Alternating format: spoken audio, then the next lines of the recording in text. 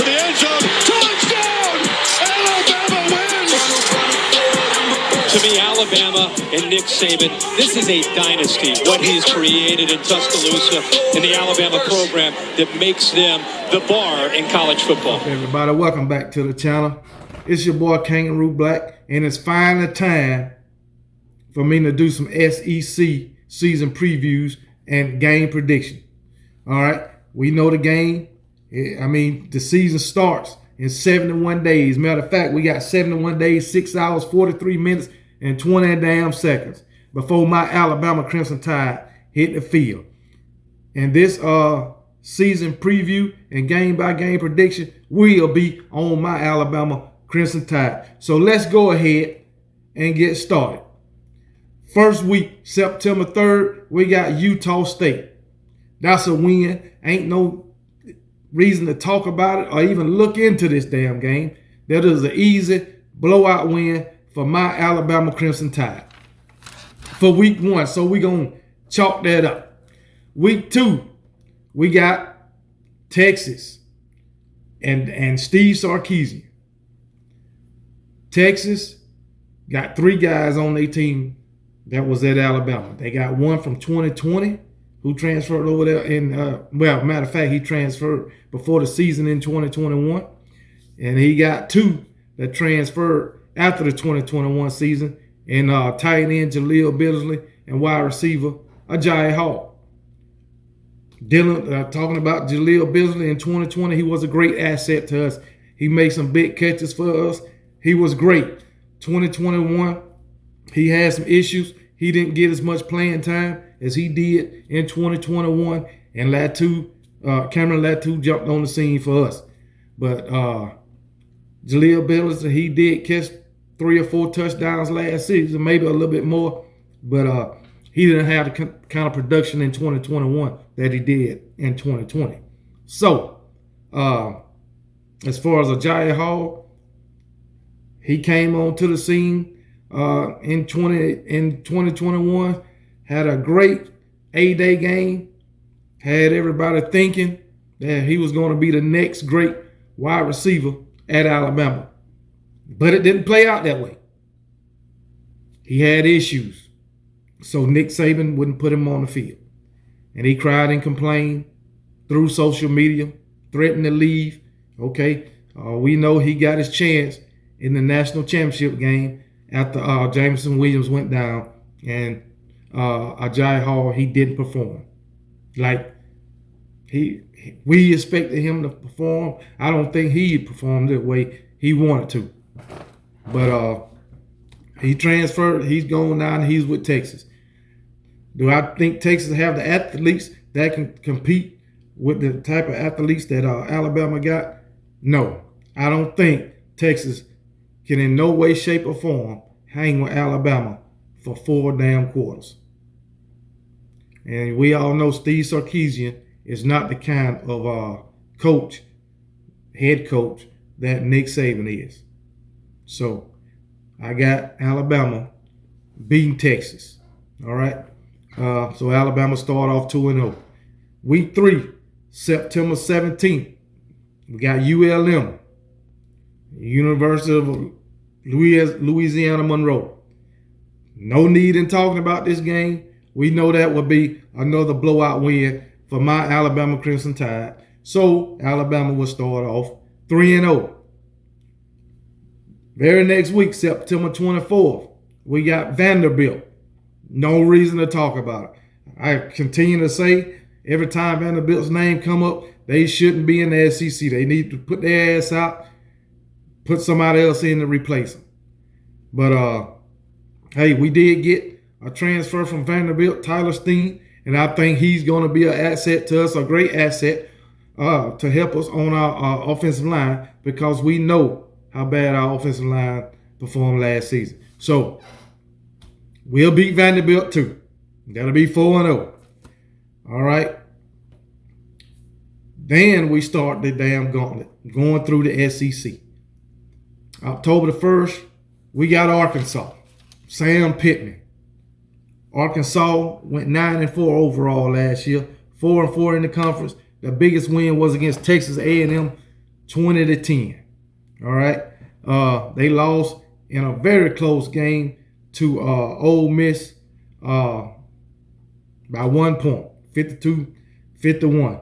All right. Then they beat Penn State in their bowl game 21-10. I think Arkansas will have a great team this year. I think they can get to 10 wins this season. Do I think they can beat Alabama? Do I think they can hang with Alabama for a whole game, 4 quarters? No, I don't. I think they can hang with Alabama for 2 quarters. For 2 quarters. What we going to see? 1.5 to 2 quarters. After that, Alabama going to run away with it. So, there it is. Alabama will beat Arkansas for their first SEC West win. I'll put it that way. But the second SEC win overall. But anyway, then the next season, next week is going to be a very eventful week because we got Texas A&M October the 8th. We all know what's been going on this offseason with Nick Saban and Jimbo Fisher, with Nick Saban saying Jimbo Fisher, bought his #1 recruiting class, and Jimbo coming back saying Nick Saban is despicable, he's a narcissist, look into his past. All right. All that'll be settled on the field. All that will be settled on the field. Now, Texas went 8-4 last season, 4-4 in the conference, and their biggest win came against my Alabama Crimson Tide. 41-38. Last second field goal. They won the game. The biggest, that's the biggest damn accomplishment Jimbo done had since he been in the SEC. Now, Texas A&M, they got some studs on that team. By no means is Texas A&M a pushover. I know they lost 4 games last year. Some games they shouldn't have lost. I think they will improve this year. I think they can win 10 games this year. And I really do. I think they can win 10 games. I believe Max Johnson going to be their quarterback. Transfer from LSU. They got wide receiver Anaya Smith coming back. They got a running back, a great running back, Devin Cheney returning. He ran the hell out the rock last year, even though he wasn't a starter. Isaiah Spiller, he's gone to the draft. And then they got wide receiver Evan Neal, a freshman. He's part of that #1 recruiting class. The guy got some wheels on him. So some of these defenses are going to have their work cut out for them trying to hang with this guy. They got linebacker Aaron Hainsford coming back. He led the team in tackles last year with 89. All right, then they got another linebacker, Adrian Cooper, returning. So, like I said, Texas A&M got some damn studs. They beat Alabama last season, but they won't beat Alabama this season. I feel like Alabama has too much this season. I really do. Plus, we got some outstanding transfers out the portal. So, do I think Texas A&M will beat Alabama this season? No, I don't. I really do not. If it happened, I'll be surprised. And Nick Saban usually don't lose to the same team, 2 years in a row. He did it one time since he been at Alabama, and that was to Ole Miss. All right, so I got Alabama starting out 6-0. All right, next, October the 15th, we got Tennessee, Josh Heupel. All right, they went 7-6 overall, 4-4 in the conference. Their biggest win, in my opinion, was against Kentucky last season. They lost in the Music City Bowl to Purdue, 48-45. So I'm sure they didn't end the season the way they wanted to. They got quarterback Hendon Hooker returning. They got a great receiver returning, Cedric Tillman. I don't know too much about their defense, so it is what it is. But Tennessee will not be able to beat Alabama. Tennessee ain't beat Alabama since fucking when? 2007, 2008. But Alabama will be smoking cigars again in the locker room in Knoxville, Tennessee. Mind you, Arkansas, we got to go to Arkansas. We got to go to Austin to play Texas, but Texas A&M got to come to Tuscaloosa. Then we go to Tennessee and Knoxville, and we'll be smoking cigars in Knoxville because Alabama will be beating the brakes off Tennessee. October 22nd, we got Mississippi State. Mike Leach, him and his air raid offense. They went 7-6 last season, 4-4 in the conference. Their biggest win last season was against Texas A&M, 26-22. They lost to LSU last season. We know LSU wasn't a good team, even though they played Alabama hard, man. So it is what it is. They also lost in the bowl game, the Liberty Bowl to Texas Tech, 34-7. So again, Mississippi State, they didn't end their season the way they wanted to end it either. Mike Leach in this air raid is just not going to work in the SEC. So he's going to have to switch it up, man. You can't just be one-dimensional in the SEC. So, Mike Leach, I am sorry. You will not beat my Alabama Crimson Tide. So, there it is. That's 8-0. Alabama will be 8-0. Going in to after Mississippi State, the next week, we got LSU. When Brian first year coach, Brian Kelly. All right, LSU went 6-7 last season, 3-5 in the conference. Under Ed Orgeron, their biggest win, once again, Texas A&M. Like I told you, Texas A&M lost some games they shouldn't have lost. They beat LSU beat Texas A&M 27-24. LSU only lost to Alabama by 6. They played us hard, man. Even though they had a makeshift fucking defense. Everybody was hurt on that defense, starting-wise. But somehow, they hung in that damn game till the end. That defense only held Alabama to 6 yards rushing. That's unheard of for Alabama to only be held to 6 yards rushing. But, hey, it is what it is, man. It is what it is. Like I say, Max Johnson, the quarterback, transferred to Texas A&M. But guess what? They still got Keyshawn Butte, one of the best wide receivers in daggone college football. He didn't play the whole season last season because of a season-ending injury, but he was putting up numbers before he got hurt. Yeah, he put up numbers all through his freshman season, man.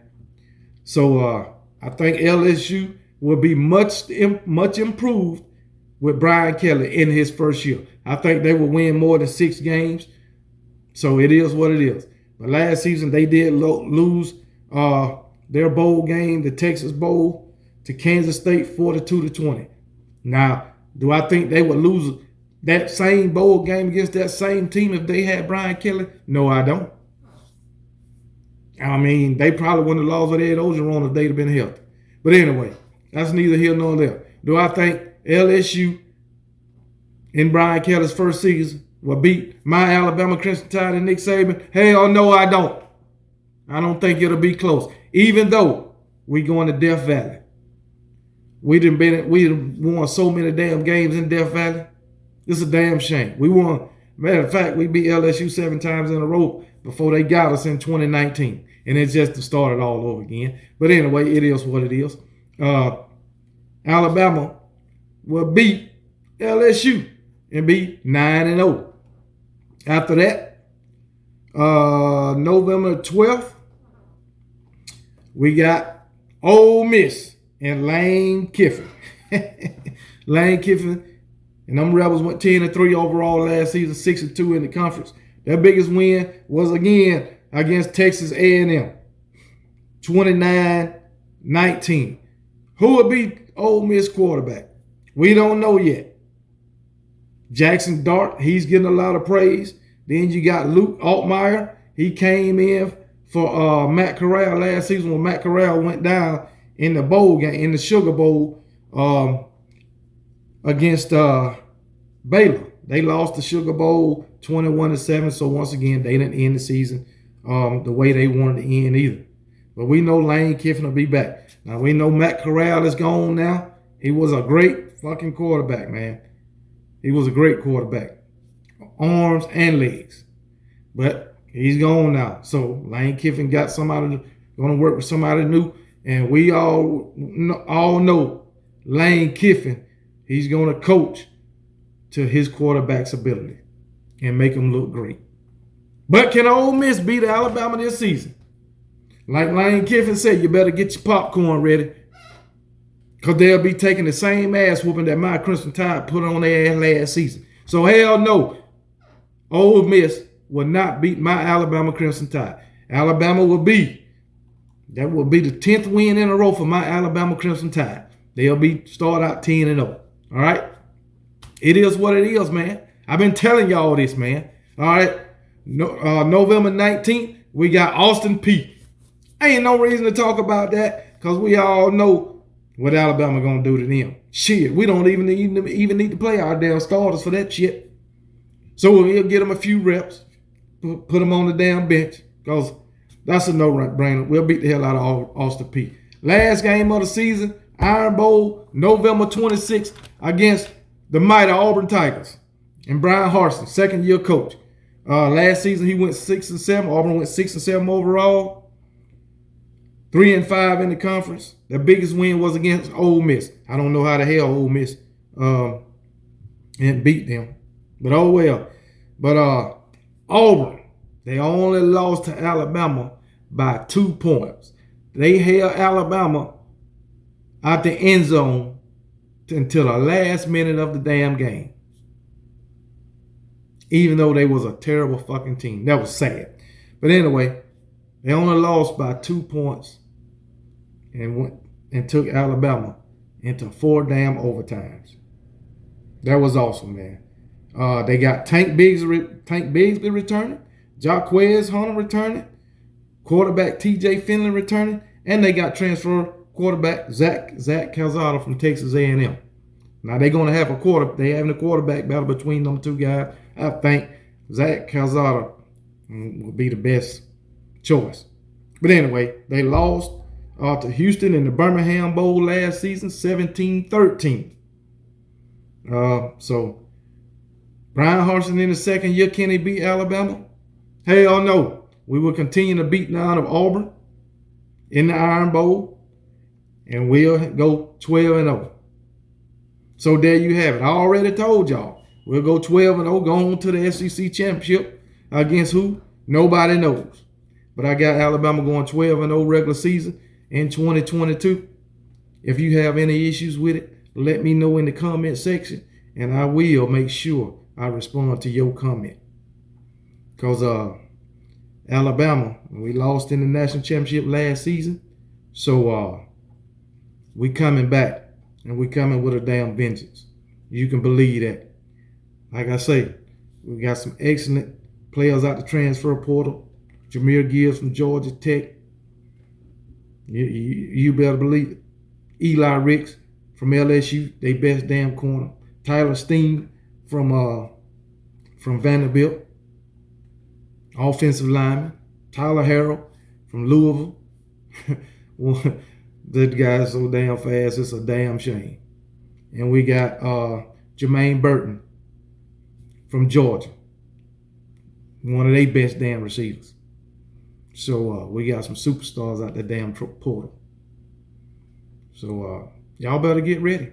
Now, I'm going to tell you, like Lane Kiffin said, y'all better get y'all damn popcorn ready when you watch the Alabama Crimson Tide, because they going to give y'all a damn show. So y'all just stay tuned now. Just stay tuned. But I'm going to go ahead and let y'all go. Y'all just remember what I'm telling y'all. My Alabama Crimson Tide going 12-0 in 2022. Roll damn Tide.